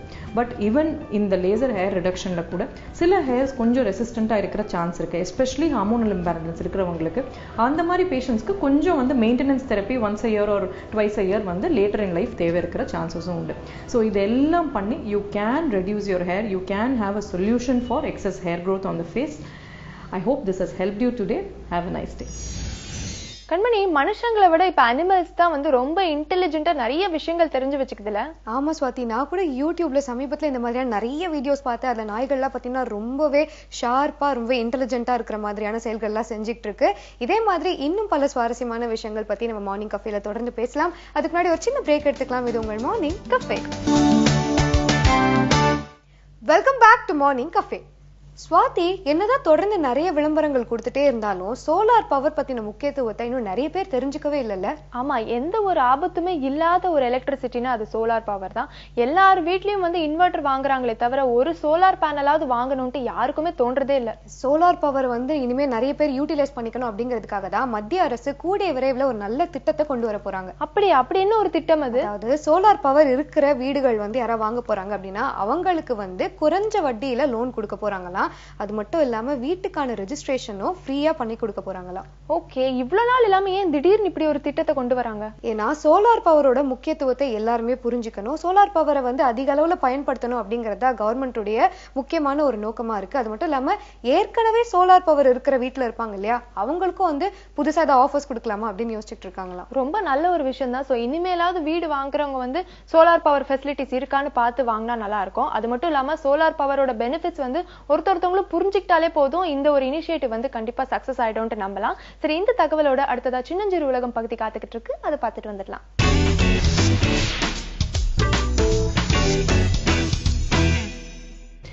வணக்கம் நேர்களே. இன்னைக்கு நான் எடுத்திருக்கிற டாபிக் வந்து நிறைய பெற்றோர்கள் யார்கிட்ட போய் கேட்கறதுன்னு தெரியாம கஷ்டப்படக்கூடியது. பெற்றோர்கள்னு இல்லை, மேரேஜ் ஆனவங்க உங்களால வந்து சைல்டு கன்சீவ் பண்ண முடியல, ஐவிஎஃப் மாதிரி வேண்டாம், நாங்க அடாப்ட் பண்ணிக்கணும் அப்படின்னு ஆசைப்படுறவங்களுக்கு எங்க போய் இந்த இன்ஃபர்மேஷன் கேதர் பண்றதுன்றது தெரியாம இருக்கும். இந்தியாவில் பொறுத்த வரைக்கும் நீங்க பாத்தீங்கன்னா லீகலா ஒரு சில ஃப்ரேம் ஒர்க் இருக்கு, அதை நீங்க ஃபாலோ பண்ணீங்கன்னா ரொம்பவே நல்லா இருக்கும். ஏன்னா நிறைய பேர் என்ன பண்றாங்கன்னா இல்லீகலா வந்து ஹாஸ்பிட்டல்ல சொல்லி வச்சு அது மூலமாவே பர்த் சர்டிபிகேட்லயே மாற்றங்கள் கொண்டு வரது, இந்த மாதிரிலாம் பண்றாங்க. பட் அது வந்து ஹெல்த்தியான பிராக்டிஸ் கிடையாது, லீகலான பிராக்டிஸுமே கிடையாது. இன்னொன்னு, இது வந்து பயாலஜிக்கல் பேரண்ட்டுக்கு தெரிய வந்தது அப்படின்னா அதெல்லாம் வந்து பிரச்சனைகள் வந்து லேட்டர் ஆன் வரலாம். அப்போ லீகலா உங்களுக்கு தான் வந்து நெகட்டிவ் இருக்கும். ஸோ இந்த மாதிரி ஒரு சிச்சுவேஷன்ல என்ன பண்ணலாம், வாட் இஸ் த லா அப்படின்னு ஃபர்ஸ்ட் புரிஞ்சுக்கலாம். First of all, any Indian citizen 21 இயர்ஸுக்கு மேல நம்ம வந்து அடாப்ட் பண்ணலாம். ஐடியலா வந்து கப்பிளுக்கு தான் வந்து அடாப்ஷன் அலவுட். ஆனா இதே வந்து சிங்கிள் லேடி ஃபேமிலிஸுக்குமே அலோவ் பண்ணுவாங்க. இது வரைக்கும் சிங்கிள் மென்னுக்கு வந்து அடாப்ஷன் அலோவ் பண்றது கிடையாது. ஏதோ 1 or 2 ரேர் கேசஸ்ல அந்த மாதிரி நடந்திருக்கு. லீகல் இது பாத்தீங்கன்னா 1960ஸ்லயே வந்து இதுக்கு ஆக்ட் வந்துச்சு. 1956ல இன்ஃபேக்ட் வந்தது. ஹிந்துஸ், புத்திஸ்ட், சீக்ஸ்க்கு வந்து அந்த ஆக்ட் படி, மற்றபடி முஸ்லிம்ஸ், கிறிஸ்டியன்ஸ் அண்ட் ஜூஸுக்கு வந்து 1890லயே வந்து இதுக்காக வந்து லீகல் ப்ரொசீஜர்ஸ் எல்லாம் செட் ஆயிடுச்சு. 2000க்கு அப்புறம் ஜுவனைல் ஜஸ்டிஸ் ஆக்ட்லயுமே வந்து அபேண்டன் அண்ட் அபியூஸ் சில்ட்ரனுக்கு ஒரு லீகல் ப்ரொசீஜர் செட் ஆயிருக்கு. இந்த ஏன் லீகல் ப்ரொசீஜர் ஃபர்ஸ்ட் சொல்றேன் அப்படின்னா, இது வந்து ஈவன் த்ரூ கவர்மெண்ட் நம்ம போறது வந்து it is the better option. ஏன் அப்படின்னா சேஃப்டிக்கு. இதுல செகண்ட் ரூல் என்ன அப்படின்னு பாத்தீங்கன்னா, 2 பேரோட கம்பைன்ட் ஏஜ், அதாவது மதர் ஃபாதர் 2 பேரோட ஏஜ் நீங்க ஆட் பண்ணும்போது 90 இயர்ஸுக்கு மேல இருந்தது அப்படின்னா உங்களுக்கு 1 இயருக்கு கீழே இருக்கக்கூடிய குழந்தை வந்து அடாப்ட் பண்ண முடியாது. உங்களோட ஏஜுக்கு தகுந்த மாதிரி தான் அவங்க வந்து சைல்டு வந்து உங்களுக்கு அடாப்ஷனுக்கு கொடுப்பாங்க. பட் உங்களோட கம்பைன்ட் ஏஜ் வந்து 90க்கு கீழே இருந்தது அப்படின்னா 1 இயருக்கு கீழே இருக்கக்கூடிய சைல்டு வந்து நீங்க அடாப்ட் பண்ணலாம். நெக்ஸ்ட் விஷயம் என்ன அப்படின்னு பாத்தீங்கன்னா, முதல்லலாம் வந்து சாய்ஸ் கொடுப்பாங்க. 3 குழந்தைங்க உங்ககிட்ட காட்டிட்டு அதுல ஏதாவது ஒண்ணு நீங்க செலக்ட் பண்ணிக்கிற மாதிரி கொடுப்பாங்க. இப்போ அந்த மாதிரி செலெக்ஷன் ப்ராசஸ் கிடையாது. நெக்ஸ்ட் வந்து நீங்க எப்படி ரெஜிஸ்டர் பண்ணணும் அப்படின்னு பாத்தீங்கன்னா, காரா அப்படின்னு சொல்லி இந்தியாவோட CARAன்னு சொல்லுவோம். காரா ஆர்கனைசேஷனோட வெப்சைட்ல நீங்க வந்து உங்களோட டீடைல்ஸ் எல்லாம் ரெஜிஸ்டர் பண்ணிட்டீங்க அப்படின்னா நெக்ஸ்ட் வந்து சோஷியல் ஒர்க்கரோட விசிட் அரேஞ்ச் பண்ணுவாங்க. உங்க வீட்டுல வந்து ஒரு குழந்தையை வளர்த்தக்கூடிய அளவுக்கு mental maturity and financial support வந்து போதுமான அளவுக்கு இருக்கா அப்படின்றத அவங்க வந்து செக் பண்ணி பார்ப்பாங்க. ஒரு சில இண்டிவிஜுவல் அடாப்ஷன் ஏஜென்சிஸ் வந்து காராவோட அவங்க வந்து இணைந்து ஒர்க் பண்ணுவாங்க. ஒவ்வொரு டிஸ்ட்ரிக்ட்டுக்கு அந்த மாதிரி அவங்க வந்து லிஸ்ட் ஆஃப் அடாப்ஷன் ஏஜென்சிஸ் கொடுத்துருக்காங்க. நீங்க வெப்சைட் மூலமாவும் பதிவு பண்ணலாம். இந்த ஏஜென்சிஸ் கிட்ட போயிட்டு அவங்க மூலமா காரா வெப்சைட்ல நீங்க ரெஜிஸ்ட்ரேஷன் பண்ணிக்கலாம். யூசுவலா அடாப்ஷன் ப்ராசஸ்க்கு அட்லீஸ்ட் 1 இயர் ஆயிடும். அதனால நீங்க வந்து இதுக்கு நல்ல பிளான் பண்ணி பண்ணணும். திடீர்னு இன்னைக்கு யோசிச்சுட்டு நாளைக்கு இன்னொரு சைல்டு அடாப்ட் பண்ணிக்கலாம் அப்படின்றது செய்ய முடியாது. ஏன் அப்படின்னா இந்த ப்ராசஸ் வந்து லீகலா அவங்க செக் பண்ணுவாங்க. இன்னொன்னு, ஒரு குழந்தை வேண்டான்னு பயாலஜிக்கல் பேரண்ட் வந்து அபேண்டன் பண்ணிட்டாங்க, இல்ல தொட்டில் குழந்தையில போட்டிருக்காங்க, அந்த திட்டத்துல போட்டிருக்காங்க அப்படின்னா அதுக்குன்னு ஒரு ப்ரொசீஜர் இருக்கு. ஃபர்ஸ்ட் வந்து அந்த குழந்தை வந்து மனரீதியா அதோட வளர்ச்சி நார்மலா இருக்கா அப்படின்றத செக் பண்ணுவாங்க. ரெண்டாவது, மெடிக்கலா வந்து பிளட் டெஸ்ட் எடுத்து அதுக்கு ஏதாவது ஜெனட்டிக்கான ப்ராப்ளம், HIV மாதிரி ப்ராப்ளம்ஸ், இல்ல வேற ஏதாவது வந்து சீரியஸான இல்னஸ் இருக்கா அப்படின்றது அந்த ஒரு ஃபுல் இவாலுவேஷன், பிளட் இவாலுவேஷன் பண்ணி அந்த சைல்டு வந்து it is ready for adoption அப்படின்றத அவங்க செக் பண்ணுவாங்க. அதுல ஸ்பெசிஃபிக்கா ஹார்ட்ல ஏதாவது ப்ராப்ளம், லங்ஸ்ல ஏதாவது ப்ராப்ளம், சைல்டுக்கு வந்து ரொம்ப சிவியர் இல்னஸ் இருக்கா அப்படின்றதெல்லாம் செக் பண்ணிட்டு ஹெல்த்தி பேபிஸை தான் வந்து அடாப்ஷனுக்கு இப்போ அலோவ் பண்றாங்க. ஒரு சில ஸ்பெஷல் கண்டிஷன்ஸ்ல சைல்டுக்கு ஸ்பெஷல் நீட்ஸ் இருக்கு, மூளவளர்ச்சி குன்றிய குழந்தையா இருக்கு, இல்ல ஒரு ரொம்ப சிவியரான இல்னஸ் இருக்கு, அதை வந்து ஒரு பேரண்ட் அடாப்ட் பண்ணிக்கணும்னு ஆசைப்படுறாங்க அப்படின்னா அதுக்குமே ஸ்பெசிஃபிக்கான லீகல் ப்ரொசீஜர்ஸ் இருக்கு. அதையுமே காரா வெப்சைட் மூலமா நீங்க தெரிஞ்சுக்கலாம். பட் மோர் இம்பார்ட்டன்ட், நீங்க என்ன பண்ணணும் அப்படின்னா, இந்த ஏஜென்சி எதுக்கு இருக்கு அப்படின்னா குழந்தையோட ரைட்ஸை பாதுகாக்கிறதுக்காக அப்படி பண்றாங்க. நம்ம வந்து தனிப்பட்ட முறையில ஒரு ஹாஸ்பிட்டல் மூலமா இதை வந்து நம்ம செஞ்சுக்கிறது வந்து எங்க ஒரு பெரிய ரிஸ்க் ஃபேக்டர் அப்படின்னா, ஃபர்ஸ்ட் ஆஃப் ஆல் அது லீகல் ப்ரொசீஜர் கிடையாது, ஆக்சுவலா அது கிரிமினல் ஒஃபென்ஸ். அது ரெண்டாவது விஷயம் என்ன அப்படின்னா, பயாலஜிக்கல் பேரண்ட்ஸ் கிட்ட நீங்க எந்த விதமான ஒரு கனெக்ஷனும் வந்துருச்சு அப்படின்னா அது பிளாக்மெயில் மாதிரி ப்ராப்ளம்ஸுக்கு ரொம்ப ஒரு சீரியஸ் இஷ்யூ ஆயிடலாம். ஸோ இந்த மாதிரி ரூல்ஸ் வந்து நீங்க ஃபாலோ பண்ணணும். இன்னொன்னு, are you ready for adoption அப்படின்றது நீங்க புரிஞ்சுக்கணும். நிறைய பெற்றோர்கள் வந்து ஆசைப்பட்டு அடாப்ட் பண்றவங்க இருக்காங்க. பட் அன்பார்ச்சுனேட்டா கவுன்சிலிங்ல பார்க்கக்கூடியவங்க அடாப்ட் பண்ணிக்கிட்டா நாங்க சந்தோஷமா இருப்போம்னு நினைச்சோம் மேம், இப்ப எங்களுக்கு இந்த குழந்தை வேண்டாம் அப்படின்னு சொல்லக்கூடியவங்களும் இருக்காங்க. இந்த மாதிரி எல்லாம் இருக்கிறதுனால நீங்க வந்து இனிஷியலா கவுன்சிலிங் போகிறது கூட நல்லது. ஏன்னா அந்த காரா வெப்சைட்ல இருந்து அவங்க சோஷியல் ஒர்க்கர் அனுப்பும் போது கூட இந்த ஃபேமிலிக்கு வந்து ஒரு சைல்டை ரேஸ் பண்ணக்கூடிய மெச்சூரிட்டி இருக்கான்றது செக் பண்றதுல இது ஒரு ரொம்ப முக்கியமான அசஸ்மெண்டா இருக்கும். ஏன்னா ஒரு குழந்தை அப்படின்னும் போது இன்னொரு நம்மளோட ஓன் சைல்டை ரேஸ் பண்ணும் போது கூட நம்ம வந்து ஒரு சில விஷயங்கள் கஷ்டப்படுவோம். அப்ப இன்னொரு சைல்டு வரும்போது அதை வந்து பொறுமையா உங்களால வந்து அன்பு செலுத்தி வளர்த்த முடியுமான்றது கண்டிப்பா செக் பண்ணுவாங்க. Most important, financial records check பண்ணுவாங்க. இது எல்லாமே நீங்க வந்து சரிப்படுத்திக்கணும். மோஸ்ட் இம்பார்ட்டன்ட், நீங்க புரிஞ்சுக்கிறது, அடாப்ட் பண்ணதுக்கு அப்புறமும் சில இண்டிபெண்டன்ட் ஏஜென்சிஸ் வந்து சைல்டோட 6 இயர்ஸ்க்கு வந்து நீங்க வந்து ரெகுலரா ரெக்கார்ட்ஸ் அனுப்பணும். சைல்டோட பர்த்டேக்கு உண்டான ஃபோட்டோஸ் இல்லை அவங்க வந்து ஸ்டடீஸ் பண்ணுறதுல ஸ்கூலோட ரெக்கார்ட்ஸ் எல்லாம் வந்து அந்த ஏஜென்சிக்கு நீங்கள் சப்மிட் பண்ணுற மாதிரி இருக்கும்.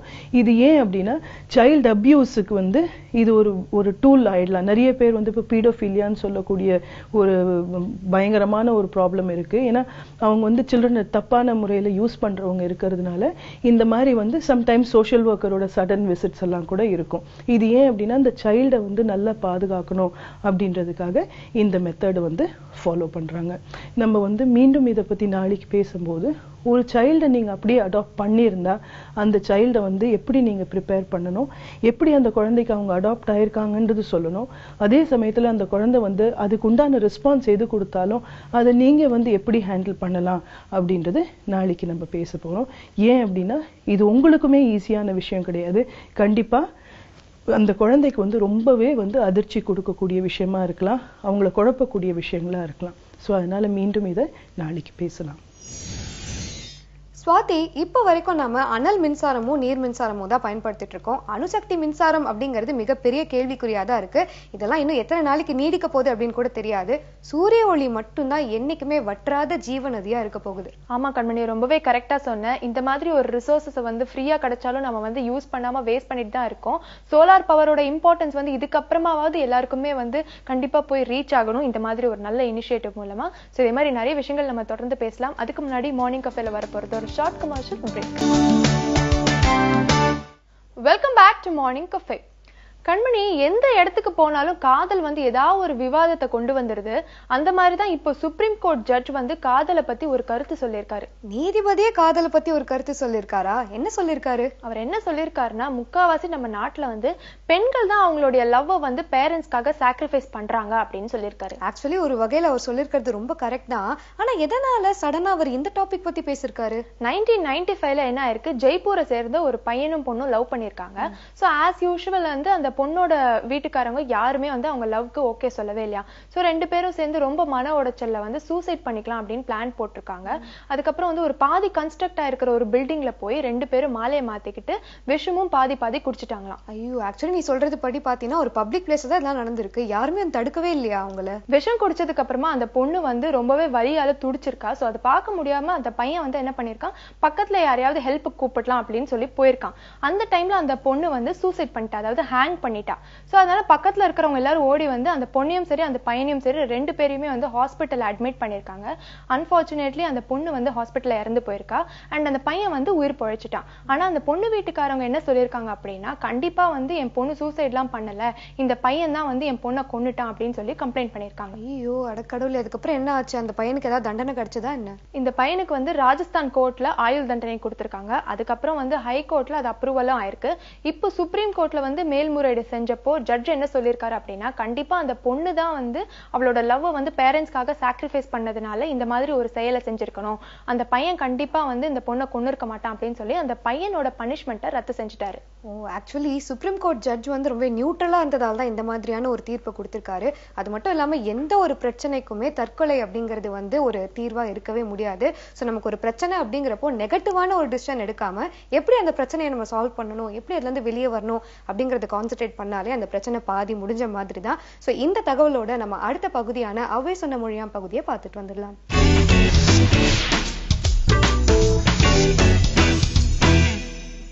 வணக்கம். அவ்வை சொன்ன மொழியாம் இதில் இன்றைக்கு ஆத்திசூடியில் 21வது வாசகம் பார்க்க இருக்கிறோம். ரொம்ப எளிமையான ஒரு வாசகம், 2 சொற்கள் தான் இருக்குது, எல்லாருக்குமே தெரியும். ஆனால் இதே வாசகத்திற்கு கூட அப்படியே தெரியாமல் போயிருக்கலாம். அது என்ன சொல்ல வருதுங்கிறது எல்லாருக்குமே தெரியும். ஆனால் பல சமயங்களில் இதை பற்றி பேசியிருக்காங்க. அந்த வாசகம் இதுதான், நன்றி மறவேல். இதுதான் அந்த வாசகம். 2 சொற்கள் தான், நன்றி மறவேல். இந்த நன்றி மறவேல் அப்படிங்கும்போது நமக்கு எல்லாருக்கும் தெரியும், நன்றி மறப்பது நன்றன்று, நன்றல்லது அன்றே மறப்பது நன்று அப்படிங்கிறது தெரியும். நன்றி கொன்றார்க்கும் உய்வுண்டாம், உய்வில்லை செய் நன்றி கொன்ற மகற்கு அப்படின்லாம் தெரியும். இதெல்லாம் நன்றியுடைமை அதிகாரத்தை திருக்குறள் நம்ம பார்த்துருக்கோம். ஆக இதெல்லாம் இதுவே தான் அதுவும் ஒன்றும் பெரிய விஷயமா இருக்கல. ஆனால் இதில் என்ன, இந்த நன்றி அப்படிங்கிறதுக்கு 2 பொருட்கள் பொதுவாக இலக்கியத்தில் இருக்குது. அது என்னென்னா, ஒன்று வந்து செய் நன்றி அப்படிங்கிறது சொல்கிறது, இன்னொன்று நல்ல விஷயங்கள் அதுவும் சொல்கிறது. நன்றி மறப்பது நன்றன்று, நன்றல்லது அன்றே மறப்பது நன்று அப்படிங்கிற சொல்லும்போது என்ன சொல்கிறாங்கன்னா, நல்ல விஷயத்தை மறந்துடுறது நல்லதில்லை, நல்லது இல்லைன்னா அதை உடனே மறந்துடுங்க, அதான் நல்லது, அதுதான் அதுக்கு பொருள். ஆக இந்த இடத்துல நன்றி என்பதற்கு எதிராக நம்ம என்ன செய்கிறோமோ அதுதான் அப்படிங்கிறது இல்லாமல் கூட நல்ல விஷயங்கள் அப்படிங்கிறத கூட சொல்கிறாங்க அவங்க. ஆக நன்றி மறவேல் அப்படிங்கிறத நன்று மறவேல் அப்படிங்கிறதும் வச்சுக்கலாம். 2 மீனிங் இருக்குது அதில். நன்றி மறவேல் அப்படிங்கிறது ஒன்று, அப்புறம் இரண்டாவது நன்று மறவேல், அதுவும் அதிலே தொக்கி நிற்கிறது. ஆக இந்த 2 சேர்ந்து ஒரே இடத்துல நன்றி மறவேல் 2 இடத்துல முடிச்சிட்டாங்க. இது என்ன தோணுது அப்படின்னா, பொதுவாகவே தமிழ் புலவர்களுக்கும் தமிழ் கவிஞர்களுக்கும் தமிழ் படைப்பாளிகளுக்கும் தமிழ் சமூக போராளிகளுக்குமே கூட எல்லாருக்கும் என்னன்னா, இந்த நன்றி மறத்தல் அப்படிங்கிறது வந்து மோசமான ஒரு விஷயம் அப்படின்னு திரும்ப திரும்ப திரும்ப திரும்ப சொல்லிட்டு வராங்க. ஒருவேளை அது வந்து தமிழ் சமுதாயத்தில் அது அப்படியே இருந்திருக்குன்னு தோணுது. இயல்பாகவே வந்து நன்றி மறத்தல்ங்கிறது பல பேருக்கு இருக்கும் அப்படிங்கிற மாதிரி தோணுது. இல்லைன்னா இதுக்கு இந்த அளவுக்கு மிகப்பெரிய ஒரு முக்கியத்துவம் பல பேர் கொடுத்துருப்பாங்கன்னு தெரியல. எல்லாரும் கொடுத்துருக்காங்க நன்றி மறக்கிறது கூடாது அப்படின்னு சொல்லிட்டு. அப்போது ஏன் இது சொல்கிறாங்க? நன்றி மறைவேன்னா நம்ம என்ன பண்ணணும் அதுதான் ரொம்ப முக்கியமானது. அப்போ நம்ம எதிர்த்து நான் என்ன பண்ண முடியும் அப்படின்னா, இப்போ பல பேர் சொல்லக்கூடிய ஒரு உதாரணம் தான் வானம் பொழிகிறது அப்படின்னு எல்லாமே சொல்கிறோம். வானம் பொழிகிறது, அது எதுவும் எதிர்பார்த்து பெய்யறதில்லை, அது பாட்டு அதோட கடமையை அது பாட்டு பொழிஞ்சிட்டு போயிட்டே இருக்குது. அதே மண் விளைந்து கொண்டு இருக்கிறது, அது வந்து யார்கிட்டையும் எதுவும் எதிர்பார்க்கறதில்ல. மழை பெய்யுது, அது வரக்கூடிய தண்ணி இருக்குது, சூரிய ஒளி இருக்குது, காற்று இருக்குது, அது பாட்டு விளைஞ்சு கொடுத்துட்டு போயிட்டே இருக்குது. யாரையும் எதிர்பார்த்து எதுவும் பண்ணுறதில்ல. ஸோ யாரையும் எதிர்பார்த்து எதுவும் செய்யாமல் அது பாட்டு தன்னுடைய பாட்டுக்கு இயங்கிக் கொண்டே இருக்கிறது. இயற்கை அப்படி தான் இருக்குது. இயற்கை யாரிடமே எதுவும் எதிர்பார்த்து எதுவும் செய்வதில்லை. ஆனால் மனிதன் மட்டும் என்னென்னா, யாராவது ஒருத்தர் ஏதாவது நமக்கு பண்ணால் உடனே அவங்களுக்கு நம்ம பதிலுக்கு எதாவது பண்ணணும் அப்படின்னு நினைக்கிறவங்க உண்மையில சரியானா அப்படிங்கிற ஒரு வியாகியானம் கூட பல பேர் முன்வைக்கிறாங்க. அவர் எதுவும் நல்லது பண்ணுறாரு, உடனே நான் எதுக்கு அவர் நல்லது பண்ணணும், ஏதாவது ஒன்று இருக்கா அப்படின்னா தெரியலையே அப்படின்றாங்க. ஆனால் இங்கேருந்து தான் மாறுபடுறாங்க அத்தனை பேரும், சிந்தனையாளர்கள்லாம் மாறுபடுறாங்க. அப்படி இல்லை, நீங்கள் நன்றி மறந்து விடக்கூடாது அப்படின்னு சொல்கிறாங்க. இது என்னென்ன நிறைய பேர் ஒரு தவறான ஒரு கான்செப்டை ஒன்று ஏற்றி வச்சுட்டு இருக்காங்க. யார் எனக்கு நன்றி செய்ய நல்லது செஞ்சாரோ அவருக்கு எதையான பதிலுக்கு பிரதிபகாரமாக எதாவது செய்வது, அதுதான் நன்றி வச்சுக்கிறோமா? அப்படி இல்லை. இவர் எனக்கு நல்லது செய்தார்னா உடனே அவருக்கு செய்யறதில்லை, அந்த நல்லது மூலம் நான் பயன்பட்டு இதன் மூலம் பிறருக்கு நான் நல்லது செய்ய வேண்டும் அப்படி வச்சுக்கணும். யார் அங்கே கொடுத்தாங்களோ உடனே அப்படியே ரிட்டர்ன் பண்ணுறதில்லை, கடனை வாங்கி திருப்பி தர மாதிரி நினச்சிட்டு இருக்காங்க. அப்படி இல்லை.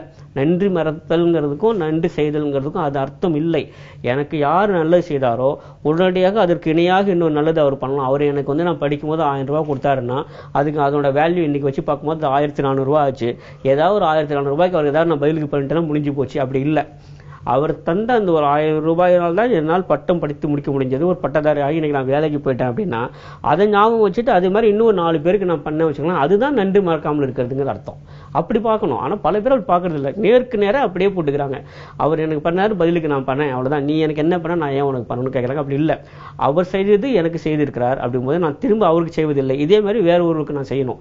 அப்படி வச்சு பார்க்குற போது அந்த சமுதாயத்தினுடைய நன்றிங்கிற அந்த ஒரு கான்செப்டே மிக நல்ல விஷயமா இருக்கும். இதை தான் மீண்டும் மீண்டும் சொல்லிட்டு இருக்காங்க எல்லாரும். நன்றி மறப்பது நன்றன்று, நன்றல்லது அன்றை மறப்பது நன்றுங்கிறது அப்படிதான். இந்த சமுதாயத்தில் யார் மூலமா எனக்கு நல்லது கிடைச்சதுன்னா அதை ஞாபகம் வச்சுக்கணும், அதை திரும்ப பண்ணணும். ஒருவேளை யார் மூலமா எனக்கு தீங்கு வந்துன்னா அதை மனசில் வச்சுக்க கூடாது. ஏன்னா நான் உடனே திரும்ப சமுதாயத்தை தீங்கு விளைவிப்பேன், அது கூடாது. எதெல்லாம் நல்லதாக இருக்கிறதோ ஞாபகம் வச்சுட்டு அது நல்லது நான் திருப்பி தரணும். அப்படிதான் வச்சுக்கணும் தவிர்த்து. ஆனால் இது எல்லாரும் மாத்திட்டு யார் நல்லது பண்ணாங்க அவங்கள பதிலுக்கு நான் என்னது பண்ணேன். இதெல்லாம் எப்படி இருக்குது அப்படின்னா, இந்த நிறைய வீட்டில் அந்த நிறைய குடும்பங்கள் இப்போ கூட அந்த பழக்கம் இருக்குது. ஒரு திருமணத்துக்கு போகிறோம் அப்படின்னா அவங்க போயிட்டு அவங்க நம்ம வீட்டு திருமணத்துக்கு எவ்வளோ வந்தாங்க, எத்தனை பேர் வந்தாங்க, எவ்வளோ பேர் மொய் கொடுத்தாங்க, அதுக்கு ஏற்ற மாதிரி இத்தனை பேர் இங்கேருந்து போவோம், திரும்ப அதே மாதிரி திருப்பி கொடுப்போம். இதெல்லாம் நன்றி கிடையாது. இதுக்கு பேர் நன்றியே கிடையாது. நன்றிங்கிறது வேறுபட்டது, சுற்றும் மேலே. அவர் மூலம் எனக்கு நன்மை கிடைத்தது அப்படின்னா இதே மாதிரி நான் என் மூலம் வேறு ஒருவருக்கு நன்மை கிடைக்கணும், அதுதான் நன்றி செய்தல்னு அர்த்தம். அதுதான் என்னென்று கொன்றார்க்கும் ஓய்வுண்டாம் ஓய்வில்லை செயனென்று கொன்ற மகருக்குங்கிற அந்த திருக்குறளுடைய அந்த விளக்கம், அதுக்கான அந்த பொழிப்புரை தவறாக புரிஞ்சுக்கிட்டு இருக்கோம். அவர் வந்து எனக்கு நல்லது பண்ணிட்டாரு, அதை நான் மறந்துட்டேன் அப்படின்னா எனக்கு உடனே எனக்கு ஓய்வில்லை, அப்படி இல்லை. அதை நான் மறக்காமல் இருந்து மீண்டும் சமுதாயத்துக்கு வேறு விதத்தை நான் கொடுக்கணும். அப்படிதான். இப்போ நீங்கள் இந்த ஆசிரியர் மாணவன் உறவு கூட நீங்கள் பார்த்தீங்கன்னா அப்படிதான். ஆசிரியர் எவ்வளோ நல்ல விஷயம் சொல்லி கொடுத்துருக்காரு, நல்ல பாடங்களை எனக்கு சொல்லி கொடுத்துருக்காரு, அது மூலம் நான் வெற்றி பெற்று விட்டு இன்றைக்கி நான் வாழ்க்கையில் மிகப்பெரிய நிலைக்கு வந்திருக்கேன் அப்படின்னா முன்னாடியே அந்த ஆசிரியர் எங்கே இருக்கான்னு தேடி பார்த்து அவருக்கு சாலில் போட்டு அவருக்கு 1000 ரூபா ஒரு பொருட்கள் கொடுத்துட்டு வந்துட்டேன், முடிஞ்சு போகிறது இல்லை. அப்படி இல்லை. அவர் எனக்கு ஏன் சொல்லி கொடுத்தாருன்னா இதன் மூலம் நான் சமுதாயத்துக்கு பயன்படுவனாக இருக்கும். அதுதான் ஆசிரியருக்கு நான் செய்கிற ஒரு நன்றி கடப்பாடாக இருக்க முடியும். தவிர்த்து நேருக்கு நேரம் அவர் எங்கே இருக்கான்னு தேடி கண்டுபிடிச்சி அவர் போய் ஒரு பொண்ணாட பொதுவாக காலில் வந்து வணக்கம் வச்சுட்டு உங்களை தான் நான் இப்படி இருக்கேன்னு சொல்லிட்டு வந்தேன்னா நன்றி நான் எனக்கு வந்து நான் நன்றி உள்ளவனாக இருக்கிறேன்னு அர்த்தமே இல்லை. அப்படி இல்லை. ஆசிரியர் ஒரு மாணவனுக்கு செய்யக்கூடிய அந்த விஷயங்கள்லாம் என்ன அப்படின்னா ஒரு சிறந்த குடிமகனாக உருவாக்குதல், அது மூலம் சமுதாயத்துக்கு பயன்படுத்ததாக இருக்கணும். அதுதான் ஆசிரியருக்கு நான் செய்கிற நன்றி கடன். ஒவ்வொரு இடத்துலையும் அப்படிதான். ஒரு அலுவலகத்துக்கு நான் போகிறேன், நான் பணி செய்கிறேன், அவர் வந்து எனக்கு நல்ல ஆலோசனைகள்லாம் கொடுக்குறாருன்னு வச்சுங்களேன். இந்த ஆலோசனை மூலம் இந்த நிறுவனத்துக்கு நல்லது பண்ணணும். நான் அதுதான் நன்றி கடனை தவிர்த்து இவர் எனக்கு ஆலோசனை கொடுத்தாரு எல்லாத்தையும் நான் வாங்கி வச்சுட்டு பதிலுக்கு இவருக்கு அதே ஏதோ நல்ல ஆலோசனை கொடுக்குறேன், இன்னும் ஒரு முக்கியமான விஷயத்தை நான் திரும்ப அவருக்கு உதவி செய்யணும்னா முடிஞ்சு போயிடுறதுக்கு இல்லை. ஆக இது 1-to-1 ரிலேஷன்ஷிப் வச்சு சொன்னது விஷயம் இல்லை. அது ஒன்று. இரண்டாவது, எங்கிருந்து வருகிறதோ அங்கேயே திரும்பி தருவதில்லை, அதுவும் கிடையாது. இரண்டிலிருந்து மாறுபட்டது. தனிப்பட்ட முறையிலே ஒருவரிடம் வந்திருந்தால் கூட என்னிடம் திரும்பி செல்லிருப்பது அது பல தனிப்பட்ட நபர்களுக்கு சென்று போய் சேர வேண்டும். அப்படி இருந்தால் தான் நன்றி மாறாமல் இருப்பதுங்கிறது அர்த்தம். அதனால் தயவுசெய்து நல்லா வச்சுப்போம். எந்த ஒரு நல்லதாக இருந்தாலும், எந்த ஒரு நன்றியுடைய செயலாக இருந்தாலும் திருப்பி தருகிற போது அவருக்கே மீண்டும் சென்று சேர வேண்டும்ங்கிற அவசியம் இல்லை. அவர் மூலம் நமக்கு கிடைத்தது நம் மூலம் பிறருக்கு கிடைக்க வேண்டும் என்று எண்ணி செயல்பட்டால் அதுதான் நன்றி மறவாமல் இருத்தல். நன்றி மறவேல். மீண்டும் சந்திப்போம். நன்றி, வணக்கம்.